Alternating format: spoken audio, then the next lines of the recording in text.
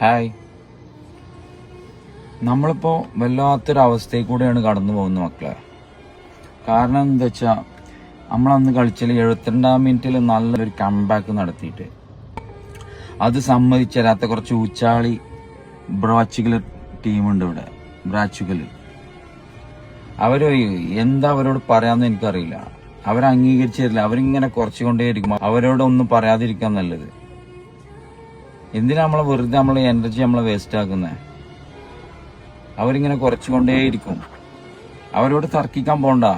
അവരിങ്ങനെ കുറച്ചുകൊണ്ടേയിരിക്കും. കുറച്ചോട്ടെ.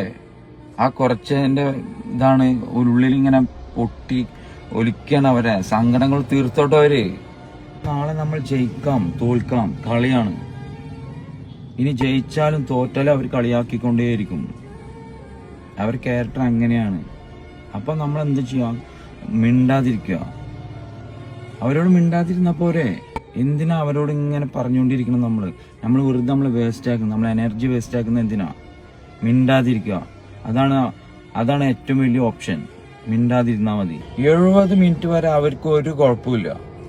79-ാം മിനിറ്റ് കഴിഞ്ഞപ്പോ അവരെന്താ പറഞ്ഞറിയോ? സ്കാലോൺ ക്യാഷ് കൊടുത്തിക്കണ്, ഫിഫക്ക് ക്യാഷ് കൊടുത്തിക്കണ് എന്നൊക്കെ.